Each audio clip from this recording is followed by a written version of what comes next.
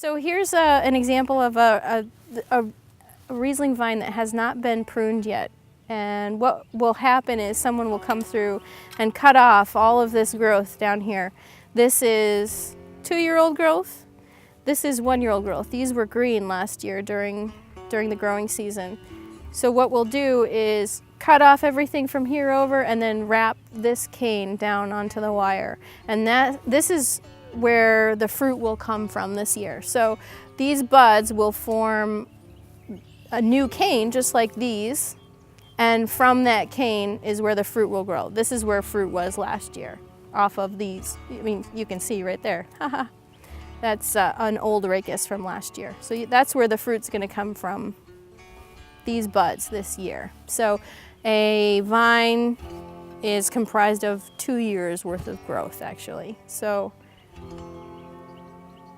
in March we go through and cut off all of the old growth, wrap the canes, and then once the green growth starts happening, we train the green growth through these wires, and that holds the green growth up and out of the way of the fruit development down here.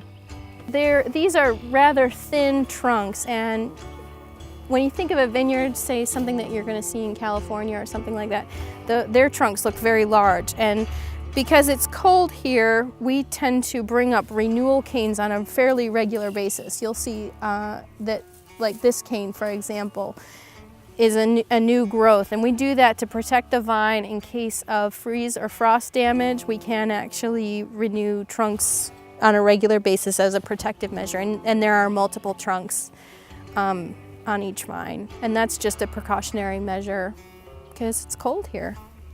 We hill up. You'll see that there are actually trenches dug next to the vines, and we've actually piled dirt onto where the graft union is. And we do that to protect the graft union because it's particularly sensitive to frost and freeze damage. We graft vines because of a root louse called phylloxera, which actually devastated the wine industry at the turn of the century. It was a root louse that originated in the United States and traveled over to Europe and devastated the vines in Europe.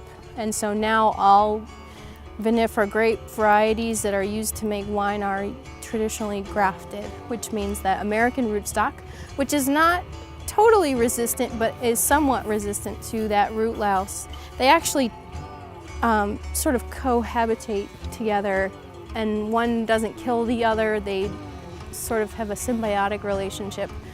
You will see phylloxera type damage, but it's not enough to kill them here. And it's fairly common depending on the soil type that you're in. They like clays, and if you get into sandy soil like in Long Island, they don't like sand, so they don't grow there. But they like the soil that's here, and because we have grafted vines, the vines are still able to survive even though the root louse is there, and it's happy too. So it's kind of a nice little relationship. But Americans really messed up European winemaking for a little while.